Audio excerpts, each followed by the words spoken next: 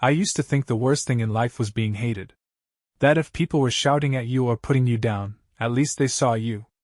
At least you were real to them. But what I learned growing up is that being invisible hurts a hell of a lot more. Especially when it's your own family doing it to you. I'm 24 now, but this story really starts back when I was just a teenager, maybe 14 or 15. That's when things shifted, or maybe when I started noticing how different it had always been. My sister, Bella, was the apple of everyone's eye. She could do no wrong. She cried? The whole house stopped. She wanted something? It magically appeared. She failed a test? The teacher must be terrible. Meanwhile, if I got anything less than an A, it was, "Why are you being lazy?" Bella's 2 years older than me, and for as long as I can remember, she had this aura around her. People gravitated toward her. Charismatic, photogenic, the born to shine type. And I? Well, I was just her brother. Quiet. Kept to myself. Preferred sketching or gaming to going out. And in my parents' eyes, that made me disappointed. Birthdays? Hers were these extravagant blowouts. Custom cakes, DJs, backyard tents with twinkle lights, even pony rides one year. Mine? Store-bought cake and pizza in the living room. One time I didn't even get a party because Bella had finals and needed quiet. That was the year I turned 16. But I swallowed it all. I told myself not to make waves.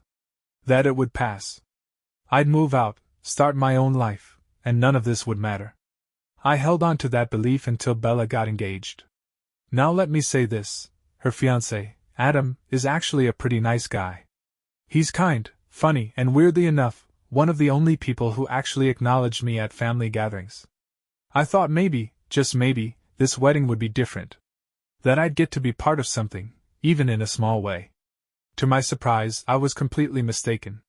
When Bella announced the engagement, my parents basically lost their minds. You'd have thought royalty was coming to dinner the way they talked about it. My mom cried for 3 days straight. Because her baby girl was growing up. My dad pulled out the old whiskey and started making toasts to new beginnings, and families growing. I stood there holding a plate of deviled eggs I'd made, and no one even looked my way. The wedding planning became a full-blown family project, minus one family member. Me. I found out about Bella's bridal shower through Instagram. Everyone was tagged, cousins, aunts, old friends from high school. My mom even posted a picture holding a Mother of the Bride mug. And there I was, scrolling in my bedroom like I was watching someone else's life unfold. I confronted her. Not angrily, just confused. I asked why I wasn't invited. She blinked like it hadn't occurred to her. "Oh honey," she said. "It was just a girl's thing." Funny how my male cousin Brad was there though. Then came the wedding invites. Custom printed, gold-foiled edges, wax-sealed. Everyone got one delivered in a little white box. I didn't get one at all. "You don't need an invite," my mom said when I asked. "Your family." Yeah. Family. The kind you don't even put on the guest list. I still showed up, of course. I wasn't going to miss my sister's wedding. Not out of pride, but because I thought maybe this was a misunderstanding. That things would sort themselves out once I got there. And that's when I learned just how invisible I really was. But that part of the story, the part where I realized just how low I really ranked in my own family, that comes next. The wedding was held at this massive countryside venue that looked like something straight off a movie set. Rolling hills, chandeliers hanging from the trees, even a live string quartet tuning up as guests arrived. I pulled up in my used Civic, parked behind a line of SUVs and black sedans, and tried not to feel completely out of place. The thing is, I didn't even know where I was supposed to go. No table number, no name card, no place in the seating chart. I wandered around until I spotted my cousin Brad, who looked surprised to see me. "Dude, I thought you weren't coming," he said. "Why would you think that?" "Well, your name's not on the list." Yeah. Turns out, I wasn't just left off the invite as some weird oversight. They actually didn't assign me a seat. In a wedding with over 150 guests, I was a ghost. Brad tried to help, bless him. He whispered something to a waiter and grabbed a chair from the side of the room, dragging it over to his table. I sat there for a while, feeling like a crasher at a stranger's party. No one noticed. Not my parents. Not Bella. Not even the relatives who had known me since I was in diapers. Eventually, someone came around with name cards and asked for mine. I told her I didn't have one. She gave me the kind of look you give someone sneaking into a concert and said, "Sorry, this table's full," before walking away. That chair Brad brought? The one I was sitting in? They took it away. I ended up standing near the back of the venue with the waitstaff and the DJ's crew while dinner was served. Not a single person came over to ask if I'd eaten. No plate, no drink, nothing. It's not like I was dressed like a slob either. I wore a black suit, clean shoes, I even fixed my hair.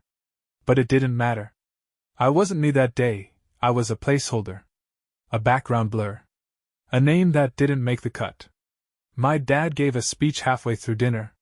Talked about how proud he was to walk Bella down the aisle. How she was his world, and how this was the happiest day of his life. My mom cried into her wine glass. Everyone applauded. And then someone, maybe an uncle, asked, "Isn't your son here too?" There was this beat of awkward silence. My dad laughed it off. "Oh yeah, he's probably off somewhere taking photos or playing DJ or something." People chuckled. I stood near a trash bin, sipping water from a plastic cup like I didn't just get erased from my own family narrative. The only person who seemed to notice me was Adam, the groom. I caught his eye at one point during the reception. He walked over, looking genuinely concerned. "Hey man, are you alright?" I shrugged. "Just enjoying the view." He looked down, then up again like he didn't know what to say. "I'm really sorry. I didn't know you weren't seated." "I'm used to it," I said. And I meant it. He opened his mouth like he wanted to say more, but Bella called him over to do their first dance. And just like that, I faded back into the backdrop. But here's the thing about feeling invisible for so long, it doesn't make you weaker. It makes you see everything. Every fake smile. Every backhanded comment. Every little moment they think goes unnoticed. I watched my parents dance like they didn't have a second kid. I watched my sister smile like she hadn't made me feel like an afterthought my whole life. And I watched the kind of wedding they would never throw for me. That night I left early. No goodbyes, no cake, no bouquet toss. I got into my car, turned the key, and just sat there for a while in the dark, wondering how a family could spend so much money celebrating one child, and not even notice the other was never at the table. But that wasn't the end of it. Because what happened after the wedding? That's when things really went off the rails. I thought leaving the wedding early would be the end of it. That I could just disappear from that chapter of my life and pretend the whole thing didn't happen. But life's funny like that. It has a way of circling back, especially when people need something. A few days after the wedding, I got a group text from my mom. First time I'd heard from her in weeks. "Hey honey! Can you help us organize Bella's wedding photos? She's so busy on her honeymoon, and we're overwhelmed." No hello. No. Thanks for coming. No. Sorry we forgot to seat you. Just straight to "Can you do us a favor?" I didn't respond. A few hours later my dad called. I let it go to voicemail. He didn't leave one. I thought that was the end of it, until I got a knock on my apartment door. And there they were. My parents. Standing in the hallway with forced smiles and a Tupperware of leftovers like that made up for everything. "We thought we'd stop by," my mom chirped. "We haven't seen you since, well, the wedding." I stepped aside and let them in, mostly out of habit, not because I wanted them there. They sat on my worn-out couch like they owned the place, complimenting the tiny studio like it was a beachfront villa. Then came the small talk. Work, weather, traffic. Then came the ask. "We were hoping you could put together a video montage for Bella," my dad said. "Something sweet. You're good with computers, right?" I just looked at them. I don't know what I expected, an apology? An ounce of awareness? Instead, they smiled at me like I was their personal tech support. "You know I didn't even have a seat at the wedding, right?" I said. Their smiles faltered. "You didn't?" my mom asked, faking surprise. "No," I said. "I stood the whole time. Next to the DJ booth. No plate. No name card. Nothing. They looked at each other. My dad cleared his throat. That must have been a mistake. There were so many details, we couldn't catch everything. You caught every single one for Bella. I cut in. Every flower petal, every shade of linen, every mini bottle of champagne. But you forgot me. Silence. Heavy, awkward silence. My mom's eyes welled up. We didn't mean to. But you did, I said. You meant to focus on her. Just like always. They didn't deny it. Instead, my mom placed the Tupperware on the counter and stood up. We just wanted to do something special for your sister. It was her big day. I nodded slowly. I get it. You only have one daughter. She's the golden one. I'm just filler. That's not fair. My dad snapped. We've done a lot for you. Oh yeah? I asked. Name one time you made me feel like I mattered.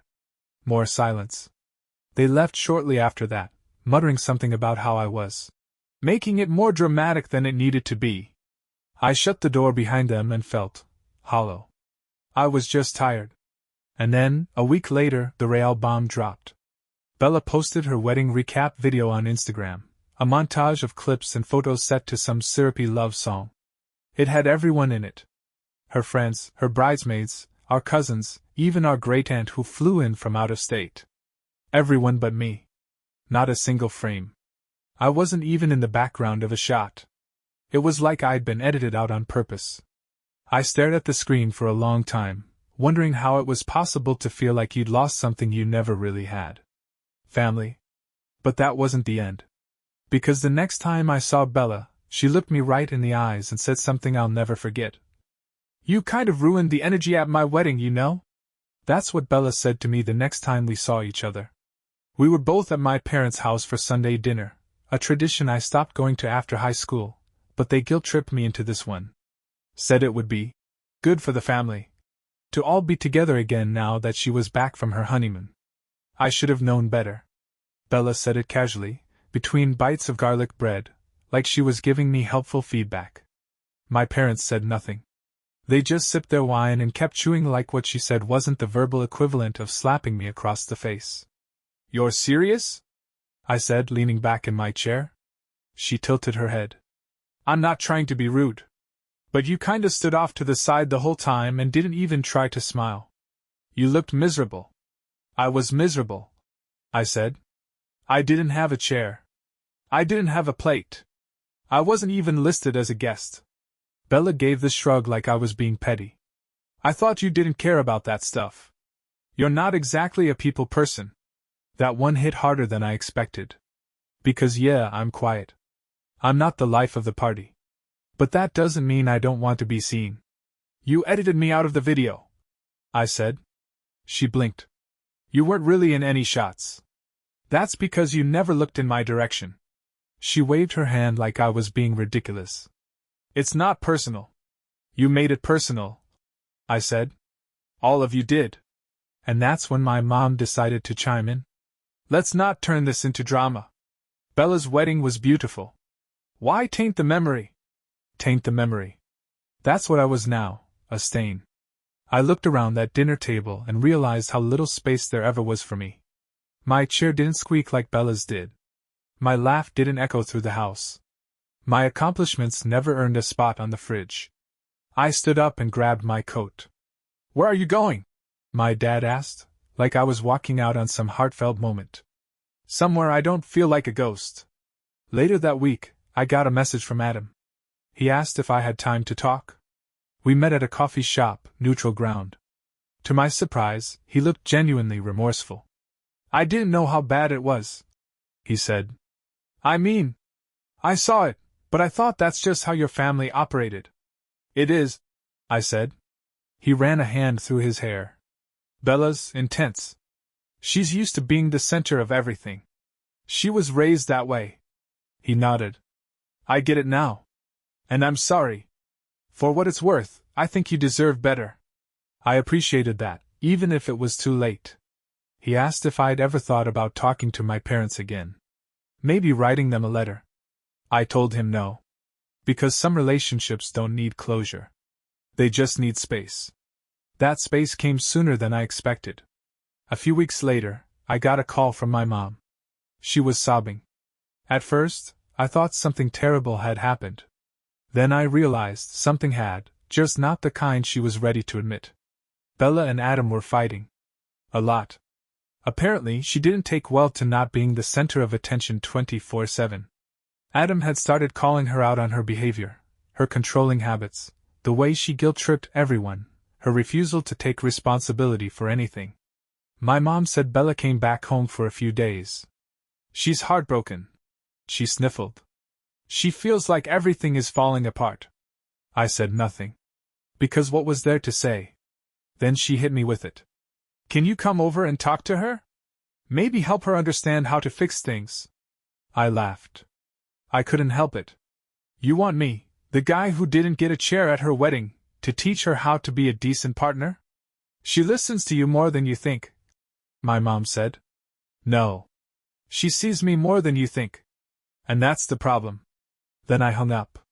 I was done trying to earn space at a table that was never built for me. Done waiting for them to hand me scraps of acknowledgement like I should be grateful for their emotional leftovers. They built Bella's pedestal out of my silence. And now that the cracks were showing, they wanted me to fix it.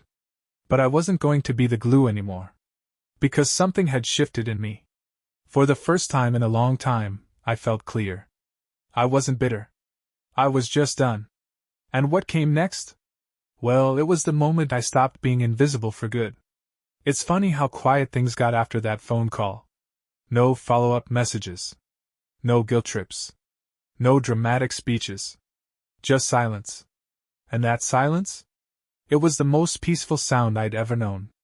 I started focusing on work. Saving money. Living my own life. For the first time, I felt like I wasn't tethered to this invisible leash of family expectations. I started therapy. Finally said things out loud I had spent years swallowing. I don't feel loved. I don't feel like I ever mattered. I feel like I was born to be background noise. That last one hit me hard. Because it was true. At least, it used to be. Until I stopped waiting for a seat at their table, and built my own. I hosted my first ever Friendsgiving that year. Just a few friends from work, a couple people I met through a local art class. We didn't have fine china or gold napkin rings or a live band in the corner. But we had laughs, real ones. We shared stories. We passed food without judgment. And when it came time to sit, there was a chair with my name on it. Not figuratively. One of my friends literally wrote everyone's names on place cards as a surprise. And that's when I realized, this was the family I chose. Not the one that forgot me at weddings and expected me to play therapist after. Not the one that saw me as an accessory to my sister's spotlight. But people who saw me. Who wanted me there. Bella reached out again eventually. I ignored the first few texts. Then she sent a voice message, no filter, no rehearsed tone, just raw. I was a jerk. I see it now. You didn't ruin my wedding, I ruined our relationship. And I don't expect you to forgive me. But I wanted you to know. I get it. I really finally get it. I sat with that message for a long time. Didn't reply. Didn't block her either. Because this wasn't about her anymore. Fast forward to my 25th birthday. I threw a small party. Nothing fancy, just a cookout, some music, a homemade cake. Guess who showed up? Not my parents. Not Bella. But my friends. My coworkers. My neighbors. And Adam. Yeah, Adam, my sister's now ex-husband. They split a few months after the wedding. He told me he tried everything, but she couldn't handle being in a world that didn't orbit around her anymore. I get why you had to walk away, he said. You were just a few years ahead of me. We toasted to growth. To freedom. To finally knowing what respect felt like. I think some people spend their whole lives trying to earn love from the wrong people. They beg. They people please. They shrink themselves. I did that for way too long. But not anymore. Because the truth is, I was never asking for much. Just a seat at the table. And when they wouldn't give me one, I built my own, with room for anyone who'd ever felt like I did. Overlooked. Undervalued. Uninvited. Now, my table is full. Not with perfect people, but with real ones. People who see me. Who choose me. And the best part? There's always an extra seat. Just in case someone else out there is finally ready to stop waiting for their invitation and start writing their own.